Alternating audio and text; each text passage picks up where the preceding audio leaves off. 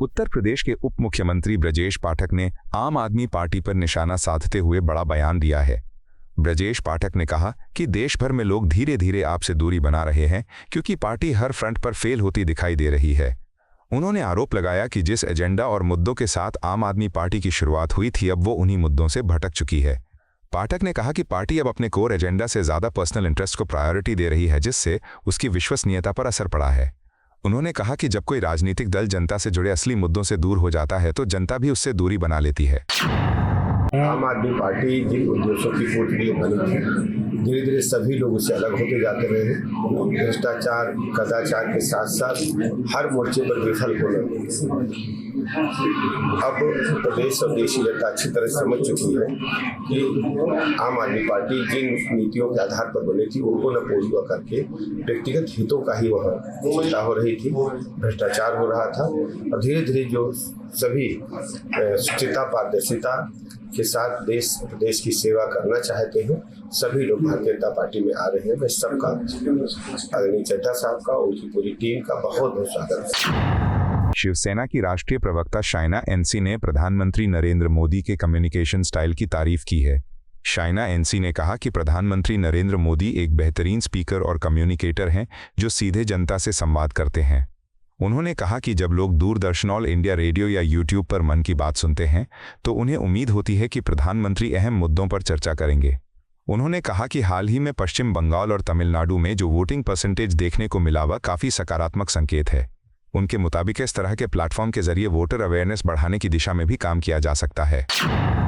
प्रधानमंत्री नरेंद्र मोदी जी एक बहुत अच्छे वक्ता है और एक कम्युनिकेटर। मन की बात जब 11 बजे आप सुनते हैं डीडी पे, दूरदर्शन पे, ऑल इंडिया रेडियो पे, यूट्यूब पे, तो यही उम्मीद है कि आज वो चर्चा करे वोटर अवेयरनेस को लेके, क्योंकि जो वोटिंग परसेंटेज हमने देखा वेस्ट बंगाल और तमिलनाडु में वो प्रशंसाजनक है। महिला के सुरक्षा और महिला आरक्षण को लेके, स्टार्टअप्स को लेके, क्वालिटी मैन्युफैक्चरिंग को लेके, AI इम्पैक्ट को लेके, और मैं मानती हूँ कि ये इंस्पिरेशनल शॉर्ट स्टोरीज जो है, जो आम नागरिक के हैं अलग अलग क्षेत्र से, वो जब आप सुनते हैं तो कहीं ना कहीं आपको प्रेरणा भी मिलती है।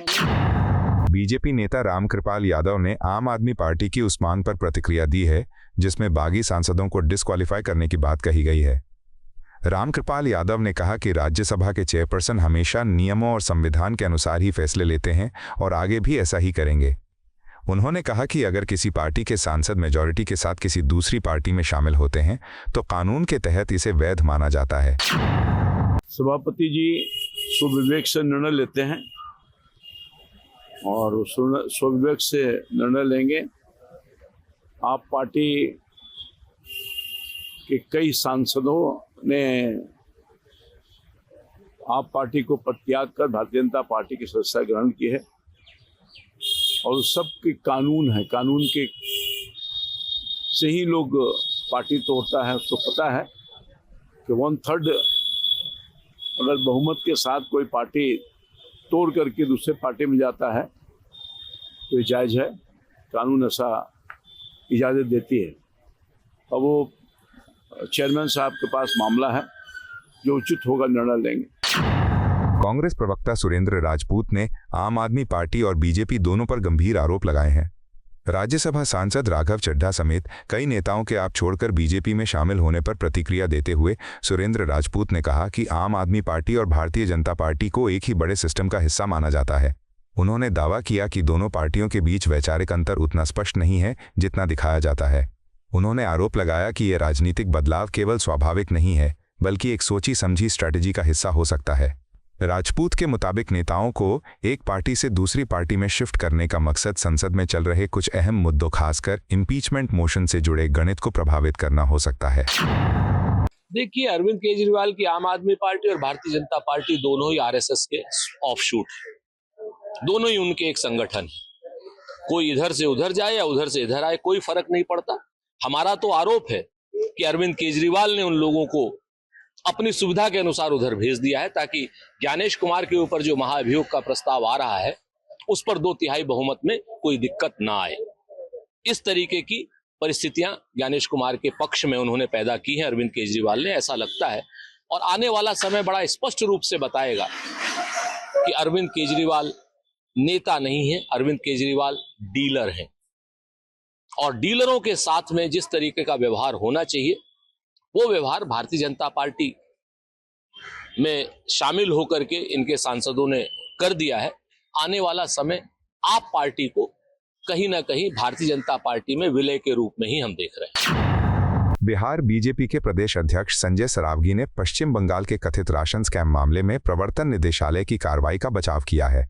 संजय सरावगी ने कहा कि ईडी एक कॉन्स्टिट्यूशनल संस्था है जो पूरी तरह कानून और नियमों के तहत काम करती है। उन्होंने स्पष्ट किया कि अगर किसी व्यक्ति, अधिकारी या नेता पर करप्शन के आरोप सामने आते हैं तो जांच एजेंसी का कर्तव्य है कि वो निष्पक्ष तरीके से कार्रवाई करे। उन्होंने कहा कि विपक्ष अक्सर ऐसी जांचों को राजनीतिक रंग देने की कोशिश करता है, लेकिन सच्चाई ये है कि एजेंसियां अपने तय नियमों और प्रक्रियाओं के अनुसार काम करती हैं। उन्होंने ये भी कहा कि चुनाव आते जाते रहते हैं, लेकिन कानून का काम लगातार चलता रहता है। सरावगी ने कहा कि अगर किसी नेता के खिलाफ एक्शन लिया गया है तो उसका सीधा संबंध गवर्नेंस और प्रशासनिक जिम्मेदारी से है, कि चुनावी रणनीति से। अरे भाई, संवैधानिक संस्था है ईडी। आप गड़बड़ करेंगे, घोटाला करेंगे तो ईडी तो अपनी कार्रवाई करेगी ना। उससे चुनाव से क्या मतलब है? चुनाव तो आते रहे। ईडी ने अगर आप गड़बड़ सरबर किए, ममता बनर्जी देश की पहले मुख्यमंत्री है जो ईडी एक गंभीर मामले में रेड कर रही थी और ये अधिकारियों को लेकर स्थल पर पहुंच गए। आप समझ लीजिए, आप फाइलें लेके आए, कितनी घबराहट थी इनके मन में। और सुप्रीम कोर्ट ने भी कहा है ये किसी मुख्यमंत्री के लिए ये अच्छी बात नहीं है। उन्होंने इनके विरोध में वर्डिक्ट दिया है। तो स्वाभाविक है, गड़बड़ करेंगे, भ्रष्टाचार करेंगे, कोई भी तो संवैधानिक जो संस्था है वो तो अपना काम करेगी। राजस्थान की डिप्टी चीफ मिनिस्टर दिया कुमारी ने मन की बात के 133वें एपिसोड को लेकर अपनी प्रतिक्रिया दी है। दिया कुमारी ने कहा कि मन की बात एक ऐसा प्लेटफॉर्म है जिसके जरिए देश के अलग अलग हिस्सों में हो रहे सकारात्मक बदलावों और इनोवेशन की जानकारी मिलती है। उन्होंने कहा कि इस कार्यक्रम में प्रधानमंत्री नरेंद्र मोदी ने कई प्रेरणादायक कहानियों और नए प्रयासों का जिक्र किया। उन्होंने बताया कि देश के विभिन्न राज्यों में स्थानीय स्तर पर जो नए प्रोडक्ट्स और कैंपेन चल रहे हैं उन्हें इस मंच के जरिए राष्ट्रीय पहचान मिलती है। आज 133वां एपिसोड था मन की बात का और हर बार की तरह बहुत सारी नई बातें हम लोगों ने जानी। मोदी जी ने देश के अलग अलग कोनों में क्या क्या हो रहा है, नवाचार क्या हो रहा है, क्या क्या प्रोडक्ट्स हैं जिनके बारे में उन्होंने बताया, क्या क्या अभियान चल रहे हैं उनके बारे में उन्होंने हम सबको बताया। जुड़ना है अभियान से, उसके बारे में भी उन्होंने बताया। और हर बार मुझे लगता है हम सब बहुत कुछ सीखते हैं मन की बात से। जो लोग एक्सेप्शनल काम कर रहे हैं, नवाचार कर रहे हैं, कुछ नया कर रहे हैं, कुछ अच्छा कर रहे हैं पूरे देश भर में, उन लोगों के बारे में भी हमेशा ही प्रधानमंत्री जी मन की बात के माध्यम से पूरे देश को बताते हैं। मुझे लगता है बहुत ही अच्छा लगता है मन की बात सुनना हम सबको, और हमारे देश के बारे में बहुत कुछ सीखने को मिलता है, जानने को मिलता है। आम आदमी पार्टी के राज्यसभा सांसद संजय सिंह ने बागी सांसदों की सदस्यता को लेकर बड़ा बयान दिया है। संजय सिंह ने कहा कि कई सीनियर वकील और कॉन्स्टिट्यूशनल एक्सपर्ट्स ने स्पष्ट किया है कि जो 7 सांसद आपसे अलग होकर बीजेपी में शामिल हुए हैं उनकी मेंबरशिप कानूनी तौर पर खत्म की जा सकती है। उन्होंने कहा कि संविधान और एंटी डिफेक्शन कानून के तहत इस तरह के मामलों की जांच जरूरी होती है और अगर नियमों का उल्लंघन पाया जाता है तो सदस्यता रद्द की जा सकती है। कई संविधान के ज्ञाताओं ने, देश के वरिष्ठ अधिवक्ता और संविधान के विशेषज्ञ कपिल सिब्बल जी ने, पीडीटी आचार्य जी ने और तमाम लोगों ने ये साफ कर दिया है कि जिन 7 लोगों ने आम आदमी पार्टी को तोड़कर भारतीय जनता पार्टी में विलय करने का फैसला लिया है, उनकी सबकी सदस्यता खत्म होगी, रद्द होगी, समाप्त होगी। यह बहुत साफ तौर पे।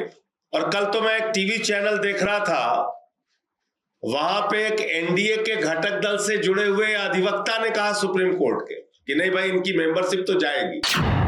हरियाणा के बीजेपी नेता जयप्रकाश दलाल ने आम आदमी पार्टी पर तीखा हमला बोला है और पार्टी की कार्यशैली पर सवाल उठाए हैं।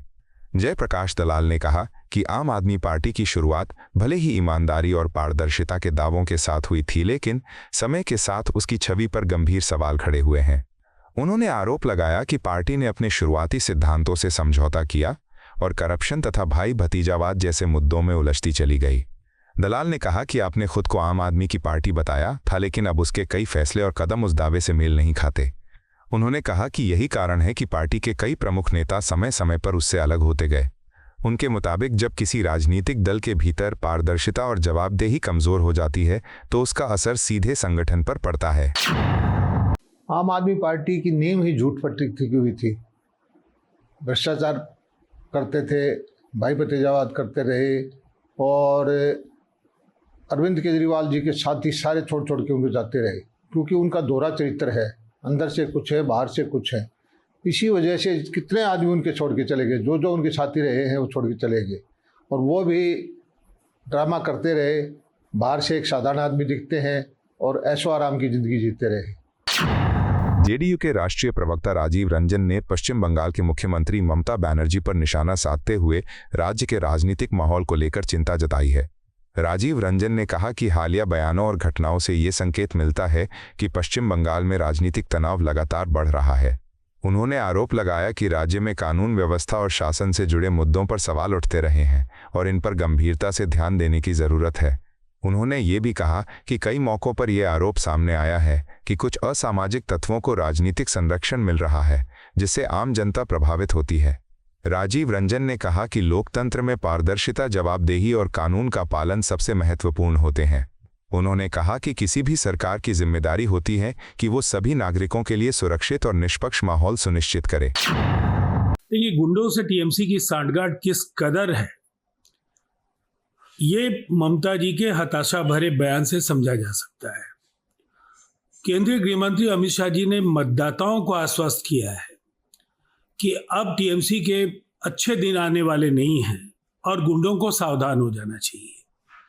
और ऐसी चेतावनी पर मुकदमा की धमकी वो क्यों दे रही है? अगर वो गुंडों को बचाना चाहती हैं, जो पश्चिम बंगाल में अराजकता और अपराध का ग्राफ जिस कदर बढ़ा है उसके लिए जवाबदेह तत्वों की हिमायत करती हैं, तो उनकी बची कुची साख पर भी बहुत बड़े सवाल खड़े हो रहे हैं। बीजेपी नेता स्मृति ईरानी ने मन की बात के 133वें एपिसोड को लेकर प्रतिक्रिया दी है और इसे प्रेरणादायक बताया है। स्मृति ईरानी ने कहा कि प्रधानमंत्री नरेंद्र मोदी द्वारा प्रस्तुत ये कार्यक्रम देश भर के लोगों को जोड़ने का एक प्रभावी माध्यम बन चुका है। उन्होंने कहा कि इस एपिसोड में खास तौर पर मैथ्स के फील्ड में उभरती बेटियों के टैलेंट को हाईलाइट किया गया, जो समाज के लिए एक सकारात्मक संदेश है। उन्होंने कहा कि इस तरह की पहल से न केवल महिलाओं और बेटियों को आगे बढ़ने की प्रेरणा मिलती है, बल्कि उनके आत्मविश्वास को भी मजबूती मिलती है। स्मृति ईरानी ने यह भी कहा कि मन की बात के जरिए देश के अलग अलग हिस्सों में हो रहे इनोवेशन, सामाजिक पहल और उपलब्धियों को राष्ट्रीय मंच मिलता है, जिससे आम लोगों की कहानियां सामने आती हैं। गणित के क्षेत्र में हमारी उभरती बेटियों की क्षमता को आज मन की बात के कार्यक्रम से प्रधानमंत्री मोदी ने महिमा मंडित किया। विशेषतः सिविल न्यूक्लियर एनर्जी में भारत की उपलब्धियों से देश के नागरिकों को प्रधानमंत्री जी ने अवगत कराया। बुद्ध पूर्णिमा के संदर्भ में प्रधानमंत्री जी ने न सिर्फ देशवासियों को संदेश दिया, बल्कि प्रकृति के संरक्षण के संदर्भ में भी जनता से अपील की।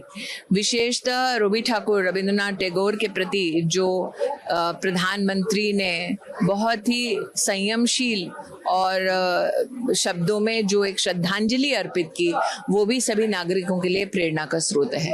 आपको यह वीडियो पसंद आया हो तो इसे लाइक करें, हमारे चैनल को सब्सक्राइब करें।